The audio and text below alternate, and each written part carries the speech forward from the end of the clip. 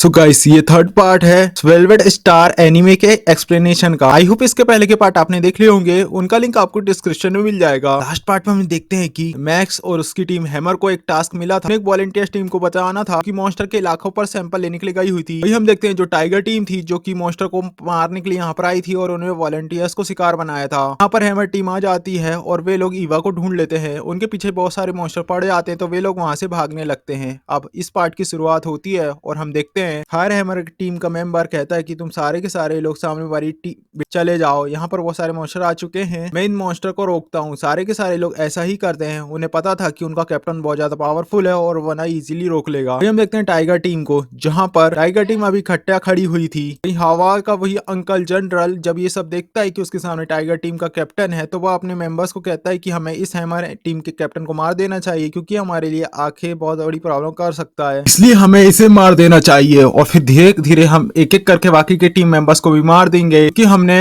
अगर ये लोग बाहर चले गए तो सभी को बता देंगे कि हमने वॉलंटियर्स का यूज करा मॉन्स्टर को पकड़ने के लिए और मारने के लिए, और बाहर जाकर ये सारी बातें ये सबको बता देंगे। टाइगर टीम का कैप्टन उससे कहता है कि मैं जानता हूँ तुम हैमर टीम के उस बच्चे को मेंबर को मारने के बारे में सोच रहे हो, पर मैं अभी ऐसा कोई भी ऑर्डर नहीं दूंगा, मैं उस कैप्टन को मारने का ऑर्डर नहीं दे सकता। अभी हमें एक और काम करना है। हम देखते हैं फायर के मेंबर्स को जो कि एक बिल्डिंग में आ चुके थे। यहाँ पर काफी सारे मॉन्स्टर आ जाते हैं क्योंकि लेकिन ये लो लेवल के थे तो एक एक करके ये सारे के सारे लोग उन्हें मारना शुरू कर देते हैं। वे लोग यहाँ पर कई सारे हथियारों का यूज कर रहे थे। वही मैक्स को ये समझ आता है, वो अपनी इवोक पावर का यूज करता है। उससे पता चलता है कि यहाँ पर हालांकि ये बीस्ट जो कि लो पावर के हैं, लेकिन जब इन्होंने एक साथ हम पर अटैक किया तो हम भाग नहीं पाएंगे और इनसे फाइट करना भी बहुत ज्यादा मुश्किल हो जाएगा। इसलिए मैक्स अब एक एक करके उन सारे बीस्ट को ठिकाने लगाने लगता है कि तभी एक बीस्ट एवा के पीछे आकर खड़ा हो जाता है। अब वह एवा के ऊपर अटैक करने ही वाला था कि तभी मैक्स यहाँ पर अपनी एक नाइफ और स्पिरिचुअल पावर का यूज करके उसे बचा लेता है। वही चैंगो जिसे ये देखकर ऐसा लग रहा था कि उसके पास कोई एडवांस वेपन है जिसका हेल्प उसने यहाँ पर ली। इन लोगों को ये नहीं पता था कि मैक्स जिसके अंदर स्पिरिचुअल पावर एक्टिवेट हो चुकी है। वही हम देखते हैं फायर हिम के कैप्टन जिसके सामने एक बड़ा सा मॉन्स्टर था जो कि काफी हाई रैंक का था, वे इजीली उसे मार देते हैं। वहीं टाइगर टीम का कैप्टन उन सभी से बताता है कि वे लोग हैमर टीम के कैप्टन को इस्तेमाल करेंगे उस ब्लू वॉल्फ को पकड़ने के लिए क्योंकि वे लोग यहाँ पर उसे पकड़ने के लिए आए हुए हैं। ब्लू वॉल्फ जो कि काफी ज्यादा रेयर और ताकतवर है, उसे पकड़ना मुश्किल है और ये कैप्टन जो है ये भी बहुत ज्यादा ताकतवर है, तो हम इसका यूज करेंगे उसे पकड़ने में। फिर हम एक एक करके फायर हैमर टीम के सारे मेंबर्स को खत्म कर देंगे और उस मॉन्स्टर को ले जा लेंगे। वही हम देखते हैं हैमर टीम के बाकी के मेंबर्स को, यहाँ पर इन्होंने सारे मॉन्स्टर को मार दिया था। वही मैक्स ईवा को पानी देता है पीने के लिए। ईवा जो कि सब देखकर बहुत ज्यादा डर जाती है, डर चुकी थी, वो पानी को पीती है। मैक्स ईवा से पूछता है कि तुम यहाँ पर क्यों आई थी, तभी ईवा उसे बताती है कि जो उसकी टीम है, उसकी लैब के जो प्रोफेसर हैं, वह आरआर वायरस के एंटीडोज को तैयार करने के लिए उन्हें सैंपल की जरूरत थी, इसलिए उसकी पूरी की पूरी टीम यहाँ पर उसी सैंपल को कलेक्ट करने के लिए आई हुई थी। मैक्स उससे बोलता है कि तुम्हारी टीम किस तरीके की है जो उसने इतने बड़े रिस्क में तुम सभी को भेज दिया, जबकि उन्हें सैंपल कलेक्ट करने के लिए वॉलंटियर्स टीम को भेजना चाहिए था। तभी वो उन्हें बताती कि उनकी रक्षा करने के लिए वॉलंटियर्स टीम भी यहाँ पर आई हुई थी, पर वे प्रैक्टिशनर टीम और मेरे टीचर सारे के सारे मॉन्स्टर के अटैक पर मारेगा। अब ये सभी लोग चैंग्यू ने बताता कि दरअसल यहाँ पर तुम्हें चारा की तरह यूज किया गया, किसी ने तुम्हें चारा की तरह यूज किया और मॉन्स्टर को तुम्हारे पास बुलाया ताकि वे सभी लोग उन्हें आसानी से मार सकें। उनका प्लान था उन्हें बेचकर पैसा कमाने का, पर हम लोग उन्हें कभी नहीं छोड़ने वाले। वही हम देखते हैं कि टाइगर टीम को जो कैप्टन से कहता है कि अगर टाइगर टीम का कोई भी हो, आप हैमर टीम के सारे मेंबर्स को मार सकते हो, पर मैक्स को अपने हाथों से मारूंगा, मैं उसे काफी दर्दनाक मौत दूंगा, उसने मुझे बहुत दिक्कत पहुंचाई है। फिर कैप्टन उसे कहता है कि इसे तो छोड़ो तुम ये बात को, पहले हमें हमारे काम पर फोकस करना चाहिए, ये हमारे मिशन को मत भूलो, हमें पहले उस ब्लू वॉल्फ को पकड़ना है। अब ये सारे के सारे लोग, अभी टाइगर टीम का मेंबर एक रॉकेट उसे दे देता है हाउ आई के अंकल को, इसे मैं बोलूंगा मैड अंकल, अब से इसे बोलने में मुझे बहुत दिक्कत हो रही है। हम देख पा रहे थे फायर मेंबर्स हैमर टीम के पूरे लोग उनके कैप्टन के पास आ चुके थे। तभी उनमें से एक लड़का उससे कहते कि क्या हम उन लोगों को ढूंढने वाले हैं जिन्होंने वॉलंटियर्स का यूज किया चारा के रूप में, हम उन्हें पकड़ना चाहिए हमें क्योंकि उन्होंने आम इंसानों को खतरे में डाला। कैप्टन उससे कहता है कि नहीं, हम ये सब बाद में करेंगे, पहले तो हमें वॉलंटियर्स को बचाना है, इसलिए हम पहले वो काम करेंगे, हमें ईवा को सुरक्षित जगह पर ले जाना होगा। पर तभी यहाँ पर टाइगर टीम का कैप्टन वहां पर लगे हुए साउंड डिवाइस को एक्टिवेट कर देता है, जिसकी आवाज सुनकर वहां पर सारे के सारे मॉन्स्टर और वही ब्लू वॉल्व क्रिएचर जिसकी बात ये लोग कर रहे थे वह भी जाग चुका था। उनकी तरफ आने लगते हैं। वही टाइगर टीम हैमर टीम के ऊपर बुलेट फायर करना शुरू कर देती है। ये लोग अलग अलग जगह पर छुप जाते हैं। तभी टाइगर टीम का एक लड़का देखता है कि कैप्टन की तरफ रॉकेट से अटैक हुआ। तब वह लड़का उस कैप्टन को उससे बचा लेता है, पर इस अटैक के कारण उसका हाथ कट चुका, जिसे देखकर कैप्टन ऑर्डर देता है कि सारे के सारे लोग जल्दी से पास वाली बिल्डिंग में चले जाओ, और वे लोग भागकर वहां पर जाने लगते हैं। पर ये लोग रॉकेट से अटैक करके उस बिल्डिंग का दरवाजा बंद कर देते हैं। वही हैमर टीम का कैप्टन टाइगर टीम के सारे मेंबर्स को देख चुका था अपनी दूरबीन स्किप से। देखते ही देखते हैमर टीम को बहुत सारे मॉन्स्टर ने घेर लिया था। अभी चारे तरफ से ये लोग घिर चुके थे, जिसे देखकर ये सारे के सारे लोग वहां से भागने लगते। वही मैक्स, जिसके दिमाग में बस यही चल रहा था कि वही एम अंकल उसे मारने के लिए कहीं उसके चक्कर में पूरी की पूरी टीम को मारने के लिए उसके पीछे तो नहीं पड़ गया। फिर वे लोग आगे बढ़ने लगते हैं। वही मैक्स तभी अपनी नाइफ को निकालता है और अपनी स्पिरिचुअल पावर की हेल्प से अब उन बीस्ट के ऊपर अटैक कर देता है। इसे देखकर उसके सारे टीममेट्स हैरान थे। उन्हें नहीं पता था कि मैक्स के अंदर स्पिरिचुअल पावर इवोक हो चुकी है और वह एक स्पिरिचुअल मास्टर बन चुका है। फिर तभी मैक्स और उसकी पूरी टीम के ऊपर एक बड़ा सा पिग आकर अटैक कर देता है। हालांकि उसके ऊपर उसकी स्किन मोटी होने के कारण उसका नाइफ से अटैक नहीं हो रहा था, पर उसके वह पैड की हड्डी को तोड़ देता है, जिससे सुअर वहीं पर गिर चुका था और मैक्स इजीली उसे मार देता है। तभी यहाँ पर कई सारे मॉन्स्टर आ जाते हैं और जिनसे बचते बचाते हुए हैमर टीम वहां से भाग जाती है। वहीं टाइगर टीम को समझ नहीं आ रहा था कि वे लोग आखिर हैमर टीम के एक भी मेंबर्स को अपनी बुलेट से कैसे नहीं मार पाए। ये सब जानकर वो मैड अंकल भी काफी ज्यादा गुस्से में आ जाता है। और तभी यहाँ पर उनका टीममेट रडार को चेक करता है। उन्हें पता चलता है कि वही वुल्फ वॉल्फ क्रिएचर जिन्हें वह ढूंढने के लिए यहाँ पर आए थे वह बहुत ही करीबी है। उनका कैप्टन उनसे बोलता है कि इस बात को यहीं पर छोड़ो, हमें उस ब्लू वॉल्फ पर फोकस करना चाहिए। वही फायर हैमर टीम एक बिल्डिंग में आ चुकी थी। ये लोग अब उस लड़के जिसका हाथ कट चुका था उसे मेडिसिन देते हैं, और टाइगर टीम को जो कुछ उन्होंने हैमर टीम के ऊपर किया उन पर उससे काफी ज्यादा गुस्सा आ रहा था। वहीं जो लड़का जिसका हाथ कट चुका था वो उन्हें बताता है कि क्योंकि अब उसका हाथ कट चुका है तो वह अब प्रैक्टिशनर नहीं रहेगा, जिसे देखकर मैक्स उससे सॉरी कहता है, क्योंकि मैक्स जिसे अभी भी लग रहा था कि हो ना हो ये उसी के कारण हो रहा है, उसी के कारण उसकी टीम के ऊपर अटैक हुआ और वही लोग उसे मारने के लिए यहाँ पर आए थे। वही लड़का मैक्स से कहता है कि नहीं यार तू थैंक्स सॉरी मत बोल, क्योंकि मैं इस जॉब को छोड़ना चाहता था और इस जॉब के कारण तो मैं अपने बीवी बच्चे से भी अलग रहने लगा था। विल उन्हें हमेशा मेरी फिक्र रहती थी और अब मैं इस जॉब को छोड़कर उनके साथ रहूंगा। चैनी उससे कहता है कि तुम्हें फिक्र करने की जरूरत नहीं है, क्योंकि तुम विज्ञान हॉल के असिस्टेंट टेक्नीशियन बनकर रह सकते हो, तुम्हें वहां पर काम जरूर मिलेगा, तुम्हें फैमिली की फिक्र करने की भी जरूरत नहीं है। फिर टीम के बाकी के मेंबर्स मैक्स को बदलते हैं कि उसने सारे लोगों को ये क्यों नहीं बताया कि उसने अपनी पावर को इवोक कर लिया है और वह एक स्पिरिचुअल मास्टर है। जहां पर मैक्स उनसे कहता है कि उसका मानना था कि ये सारी बातें अगर किसी को पता चलेगी तो ये सब उनके लिए खतरा हो सकता है, उसके लिए और उसकी टीम के लिए, इसलिए वे ये बातें छुपा कर रखें, जिसे सुनकर वे लोग मान जाते हैं। और तभी हम देखते हैं यहाँ पर वही फ्लू क्रिएचर आ चुका था, जो कि एक हाई लेवल का बीस्ट था। हम देख पा रहे थे ये बीस्ट जो कि पहले से बहुत घायल हो चुका था, क्योंकि कई सारे छोटे मॉन्स्टर ने पहले ही उसके ऊपर अटैक कर चुके थे। अभी इस बीच को देखकर हैमर टीम का कैप्टन कहता है कि हमें जल्दी से जल्दी यहाँ से भाग जाना चाहिए। वहीं चैनू बोलता है कि इस बीस्ट के पार्ट का बहुत ज्यादा एक्सपेंसिव है और ये बहुत ज्यादा घायल भी है, तो क्यों ना हम इसे मार दें और इसे हम बेच देंगे, तो और अगर हम भागना भी चाहें तो ये बीस्ट हमारा पीछा नहीं छोड़ने वाला। ये सब सुनकर मैक्स अब कैप्टन से अटैक करने की परमिशन लेता है, बिल्डिंग से बाहर आ जाता है। वहीं वो लड़का जो कि घायल था वह कैप्टन को बोलता है, वो उसे बताता है अपना अंदाजा कि उसने जो देखा है कि मैक्स ने जो हाल ही में अपनी फाइटिंग स्किल का यूज किया है, इसलिए उसे ऐसा देखकर लगता है कि मैक्स शायद उस मॉन्स्टर को इजीली मार सकता है, उसकी पावर भी इवोक हो चुकी है, वो मॉन्स्टर बहुत ज्यादा घायल है। फिर मैक्स उस मॉन्स्टर पर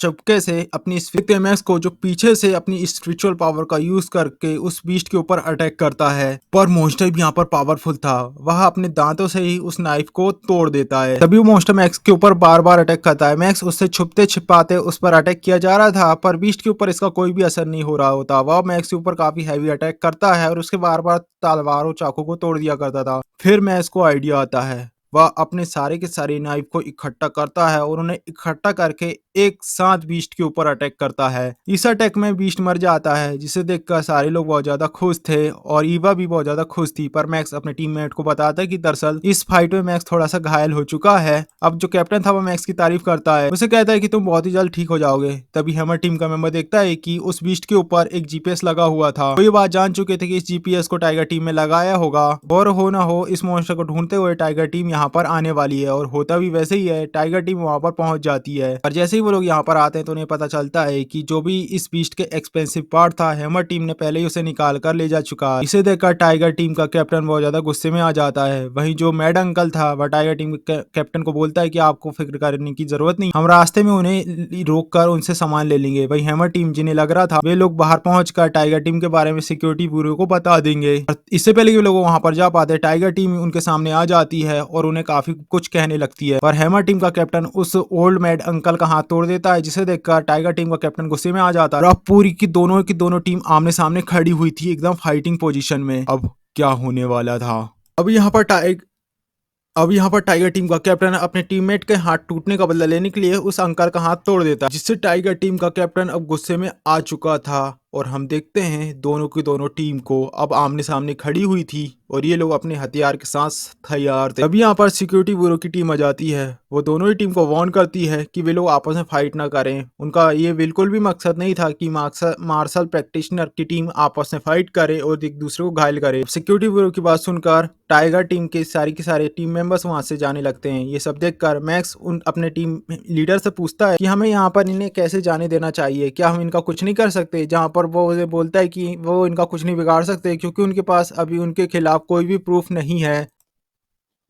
फिर हम देखते हैं कि सारे के सारे लोग अपने टीममेट्स जिसका हाथ कट चुका था उसे हॉस्पिटल ले जाते हैं। वही कैप्टन जो कि अपने इस आदमी की ऐसी हालत को देखकर बहुत गुस्से में आ रहा था। वो लड़का कहता है कि कैप्टन आपको फिक्र करने की जरूरत नहीं है। और इतना कहते हुए भी वह लड़का भी अब रोने लगा था क्योंकि वह अभी भी मार्शल आर्ट प्रैक्टिशनर बनकर रहना चाहता था। वह कैप्टन से कहता है कि वह अभी भी चाहता है वो मार्शल आर्ट प्रैक्टिशनर बनकर रहे। तब कैप्टन कहते हैं कि हो सकता है उस इंस्टीट्यूट जिसका असाइनमेंट हमने पूरा किया उनके पास तुम्हारे लिए कोई बायोलॉजिकल हाथ मिल जाए। वे लोग अपने उस साथी को HR अलायंस नाम के उस बायोलॉजिकल इंस्टीट्यूट में पहुंच जाते हैं। यहाँ पर कैप्टन उससे बोलता है कि आपके इंस्टीट्यूट के दिए हुए टास्क को काम करते हुए मेरे आदमी का हाथ कट गया, तो क्या आपके पास ऐसा कोई रोबोटिक हाथ मिल सकता है? आपके पास कोई ऐसा रोबोटिक हाथ होगा जिसके जरिए मेरे आदमी इसका हाथ ठीक हो सके? अब ये बात सुनकर वह मैनेजर उससे बोलता है कि हाँ हमारे पास हैंड तो है पर जो हाथ है वह केवल नॉर्मल लोगों के लिए है, ना कि एक मार्शल आर्ट प्रैक्टिशनर के लिए। उसे बोलता है कि हालांकि वो इतना स्ट्रांग नहीं है कि एक मार्शल आर्ट प्रैक्टिशनर जिसे बहुत ताकतवर हाथ की जरूरत होती है। वो उसे बताता है कि एक ट्रेजर है जिसके जरिए शायद वह इस लड़के का हाथ ठीक हो सके।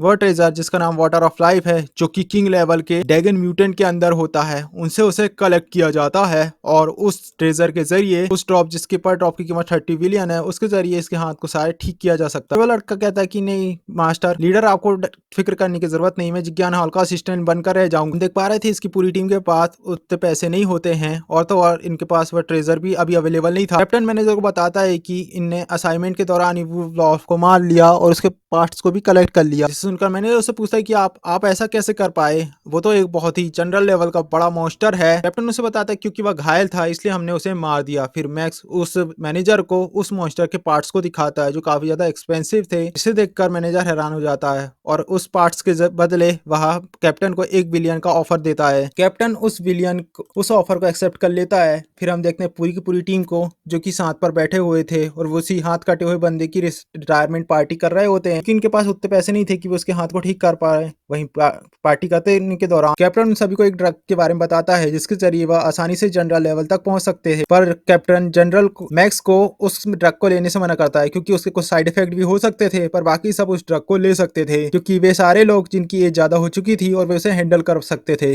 वे सारे के सारे लोग अपने घर पहुंच जाते हैं। वही मैक्स जब अपने घर वापस लौटता है उसे आता हुआ देखकर उसके सारे फैमिली मेंबर्स बहुत ज्यादा खुश थे। वही हम देखते हैं मैक्स को जो कि अपनी ट्रेनिंग कर रहा होता है। यहाँ पर मेडिटेशन के बीच ही मैक्स ये बात जान पाता है कि उसकी पावर बहुत ज्यादा बढ़ चुकी है। ये बात सुनकर मैक्स को पता चलता है कि उसे अपनी फिजिकल पावर पर भी फोकस करना चाहिए क्योंकि स्पिरिचुअल पावर ज्यादा होने पर अगर उसकी फिजिकल पावर ज्यादा नहीं रही तो उसके शरीर को डैमेज हो सकता है। मैक्स ये सब सोच ही रहा होता है तभी कैप्टन उसे कॉल करते हैं और मैक्स को कॉल करके कैप्टन उसे उस बायोलॉजिकल इंस्टीट्यूट में बुलाते हैं जहां पर ये लोग पहले गए थे जिसके असाइनमेंट को इन्होंने पूरा किया। फिर मैक्स वहां पर चला जाता है और फिर कैप्टन मैक्स को नए वाले और अच्छे स्ट्रॉन्ग नाइफ को गिफ्ट करते हैं क्योंकि उसके नाइफ बीच से फाइट करने के दौरान टूट चुके थे। इन नए नाइफ्स को देखकर मैक्स खुश हो जाता है पर वो उसे फ्री में लेने से मना कर देता है, पर कैप्टन उसे फोर्स करते हैं और उसे दे देते हैं। और तभी मैक्स वहां पर देखता है ईवा को देखकर मैक्स खुश हो जाता है और वो उससे बात करने के लिए चला जाता है। यहाँ पर ईवा मैक्स को उस वॉलेंटियर्स उस जगह से बचाने के लिए थैंक्स कहती है। फिर वो वहां वहां से चली जाती है। हमें पता चलता है कि ईवा एचआर अलायंस के असिस्टेंट मैनेजर की तरह काम करती है अपने फ्री टाइम में, यानी कि वो पार्ट टाइम ये जॉब करती है। तभी यहाँ पर ईवा का भाई आता है, वो मैक्स से मिलता है। उसे पता चलता है कि उसी ने ईवा की जान बचाई है। वो मैक्स को थैंक्स कहता है। उसे थैंक्स कहकर वह ईवा के पास चला जाता है। हमें पता चलता है कि ईवा का भाई, जो कि जिसका नेचर बहुत ज्यादा एरोगेंस से भरा हुआ होता है, उसे बहुत घमंड होता है क्योंकि ये लोग बहुत ज्यादा रिच होते हैं। उसके जाने के बाद मैक्स वहां पर ईवा की फैमिली के बारे में उनसे पूछता है। फिर मैनेजर मैक्स को बताता है कि ईवा की फैमिली इस कंट्री की टॉप 9 फैमिली से में से एक है। अब ये सब जानकर मैक्स हैरान हो चुका था क्योंकि वो ये बात नहीं जानता था कि मैक्स ईवा इतना ज्यादा अमीर है। उसे इस बारे में पता ही नहीं था। तभी अखबार में एक न्यूज आती है कि एक बहुत बड़ा मॉन्स्टर जो कि जनरल लेवल का था, उसने बैरियर को तोड़ दिया और अब वह सिटी के अंदर आ चुका है। मिलिट्री जेट को भेजा जाता है उन मॉन्स्टर को मारने के लिए, पर उस मॉन्स्टर ने मिलिट्री जेट को भी तोड़ दिया था। ये देखकर मैक्स सोचता है कि वह वहां पर जाएगा, पर कैप्टन उसे वहां से जाने के लिए मना कर देता है क्योंकि फाइट के दौरान वह काफी घायल हो चुका था। अभी उस मॉन्स्टर वाली जगह पर एक वॉर गॉड लेवल का एक वॉरियर पहुंच चुका था। उस मॉन्स्टर को मारने के लिए वो सबसे पहले फाइटर जेट के पायलट को बचाता है और फिर उस मॉन्स्टर को स्पीड से फाइट करते हुए बचते बचाते उस मॉन्स्टर का सफाया कर देता है। वह उसे जान से ही मार देता है, जिसे देखकर ईवा का भाई मैक्स की इंसल्ट करना शुरू कर देता है कि उसने क्या सोचा था कि वह जाकर उस विश को मार देगा। यहाँ पर मैक्स उससे कहता है कि हाँ, मैं जानता हूँ कि तुम ऐसा क्यों बोल रहे हो। तुम्हें ऐसा लगता है कि मैं ईवा के पीछे हूँ और तुम ईवा की वजह से ऐसी बातें कर रहे हो, पर तुम्हें फिक्र करने की जरूरत नहीं है। एक दिन मैं सबको प्रूव करके दिखाऊंगा और मैं इस वर्ल्ड का स्ट्रॉन्गेस्ट वॉरियर बनकर दिखाऊंगा और तुम्हारी अकड़ धुआं बन के उड़ जाएगी। फिर हमें थोड़ी दिन बाद का सीन दिखाया जाता है जहाँ पर मैक्स अपने घर में ट्रेनिंग कर रहा होता है, वो भी बड़े फोकस के साथ। ट्रेनिंग करते करते वो अपनी लाइफ के बारे में सोच रहा था, अपनी फैमिली की लाइफ के बारे में, जहाँ पर अब इनकी लाइफ पहले से बहुत ज्यादा अच्छी हो चुकी थी। वो काफी देर तक तलवार से प्रैक्टिस करता है और फिर रेस्ट लेता है। रेस्ट लेते समय मैक्स, हालांकि उसने इतनी प्रैक्टिस करी थी, पर अभी भी वह निराश था क्योंकि इतनी प्रैक्टिस करने के बाद भी वह उस लेवल तक को अचीव नहीं कर पा रहा था जिसे वह सोच रहा था। फिर मैक्स डिसाइड करता है कि वह एरिया 0-01 में जाएगा जहां पर मॉन्स्टर है और उनसे फाइट कर करके ही अपनी ट्रेनिंग करेगा। मैक्स, जिससे लग रहा था कि वह घर में ऐसे ही प्रैक्टिस कर रहा है इसलिए वह लेवल पुश नहीं कर पा रहा है, फिर वह इस बारे में अपनी टीम को भी बताता है और फिर वेपन लेकर वह बैरियर के किनारे आ जाता है। मैक्स उस बैरियर पर बैठे हुए सिक्योरिटी ऑफिसर से उस बैरियर के उस पार जाने की परमिशन मांगता है। मिलिट्री ऑफिसर उसे परमिशन दे देता है। वो उससे कहता है कि जब उस मॉन्स्टर को तुम मार दोगे तो उसके पेयर पार्ट्स को भी तुम यहाँ पर ला लेना। अगर तुम ऐसा करोगे तो मिलिट्री तुम्हें रिवॉर्ड्स भी देगी उन पार्ट्स के बदले। अब मैक्स उस एरिया में जाता है और बहुत सारे मॉन्स्टर को मारता है और उनके रियर पार्ट्स को ला कर उस मिलिट्री ऑफिसर को दे देता है। इतने सारे कानों को देखकर ऑफिसर चौंक जाता है। उसने बहुत सारी संख्या में कानों को इकट्ठा करके यहाँ पर लाया हुआ था। फिर इसी तरीके से ये रोजाना का हो चुका था जहाँ पर मैक्स बाहर जाकर मॉन्स्टर से फाइट करता और उन्हें मारता और इस तरीके से ला के उस मिलिट्री ऑफिसर को देते जाता। और मैक्स इस तरीके से काम करने पर इस तरीके का काम करने वाले लोगों के बीच अब मैक्स बहुत ज्यादा फेमस हो चुका था। मैक्स जिसने थोड़े से ही टाइम में 2000 से ऊपर बीस्ट को मार दिया था। तभी हम देखते हैं कि एक दिन की बात है, मॉन्स्टर को मारने के लिए मैक्स ऐसे ही उस एरिया में गए थे कि तभी बहुत सारे म्यूटेंट रैट्स एक प्रैक्टिशनर के पीछे पड़े हुए थे उसे मारने के लिए, जिसे सारे रैट्स को देखकर मैक्स उस प्रैक्टिशनर को बचाने के लिए वहां पर जाता है। और तो और इन रैट्स के बारे में न्यूज में सारे लोगों को, सिटी के लोगों को पता चल चुका था और न्यूज में अनाउंसमेंट करी गई थी कि कैसे लगभग 10 बिलियन रैट एरिया 201 से सिटी की तरफ आ रहे हैं, जो कि म्यूटेंटेड। मिलिट्री जेट को ऑर्डर मिला है कि वे लोग वहां पर जाएं और उन रैट्स को 0-01 में फंसे हुए प्रैक्टिशनर को बचाएं। वही मैक्स जैसे तैसे उस प्रैक्टिशनर को बचाकर वहां से भागने वाला था कि तभी उन रैट्स ने उन्हें चारों तरफ से घेर लिया था। ये सब देखकर मैक्स घबरा जाता है कि तभी यहाँ पर एंट्री लेता है वही वॉर गॉड लेवल का वॉरियर, जिसने उस बड़े से जनरल लेवल के बीस्ट को हराया था, जिसे हमने वीडियो की स्टार्टिंग में देखा था। वो वॉरियर अपने तलवार की बिजली अटैक से उन सारे के सारे रैट्स को एक ही झटके में मार देता है, जिसे देखकर मैक्स हैरान हो जाता है। वहीं वो वॉर गॉड लेवल मिलिट्री से बाकी के रैट्स का स्टेटस पूछता है और वॉलंटियर्स को भी, जहाँ पर मिलिट्री उसे बताती कि हालांकि उन्होंने वैरियर से काफी सारे लोगों को बचा लिया और वहाँ पर अभी भी कई सारे लोग फंसे हुए हैं और फाइटर जेट भी बहुत जल्दी वहाँ पर नहीं पहुंच सकते। तभी वॉरियर देखता है कि वहाँ पर बहुत सारे रैट्स आ रहे हैं, इसलिए वॉरियर उन सारे रैट्स को अपनी तरफ बुलाता है। वह एक ब्रिज के ऊपर पहुंच चुका था, कई सारे रैट्स इनके तरफ आने लगे थे और वॉरियर अपने लाइटिंग अटैक से उनमें से कई सारे रैट्स को मार भी देता है, जैसा कि उसका प्लान था। अगर वह ऐसा नहीं करता तो कई सारे चूहे उनकी बिल्डिंग में घुस जाते, जो कि काफी ज्यादा खतरनाक होता उनके वॉरियर को क्रॉस करके। फिर वे लोग ब्रिज की दूसरी तरफ कूद जाते हैं। ब्रिज जो बीच से टूटा हुआ था, रैट्स नीचे गिरने लगे थे, पर रैट्स चालाक थे, वे सारे के सारे रेड्स आपस में मिलकर ब्रिज की दूसरी तरफ आने लगते हैं। इसे देखकर ये तीनों ही वहां से भागने लगते हैं कि तभी यहाँ पर एक मिलिट्री जेट पहुंच चुका था। फिर वह गॉड लेवल का वॉरियर मैक्स और उस प्रैक्टिशनर को जेट में जाने का ऑर्डर देता है। फिर मैक्स उस वॉरियर को भी कहता है कि वह भी जेट में चले साथ में, पर वॉरियर वहां से नहीं जाता क्योंकि उसे वहां पर रुकना पड़ता। अगर वह वहां से जाता तो सारे के सारे रेड सिटी पे अटैक कर देते। मैक्स और प्रैक्टिशनर वहां से जाने लगते हैं। वहीं मैक्स देखता है वॉरियर से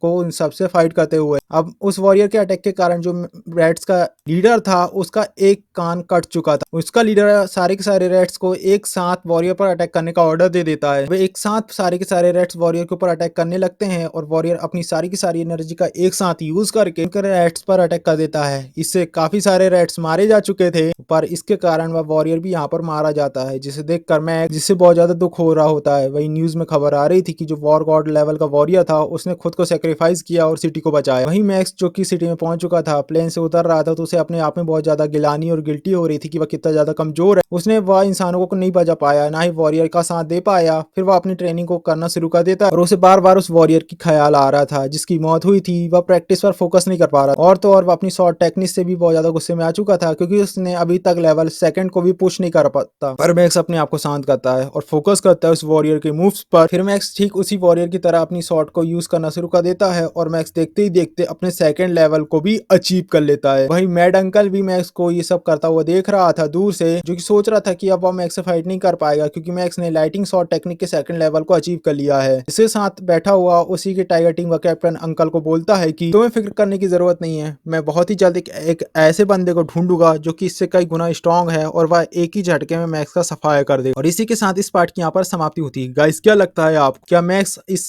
एपिसोड के बाद मारा जाएगा? कमेंट बॉक्स में जरूर बताइएगा। मिलते हैं इसी के अगले पार्ट के साथ, तब तक के लिए बाय।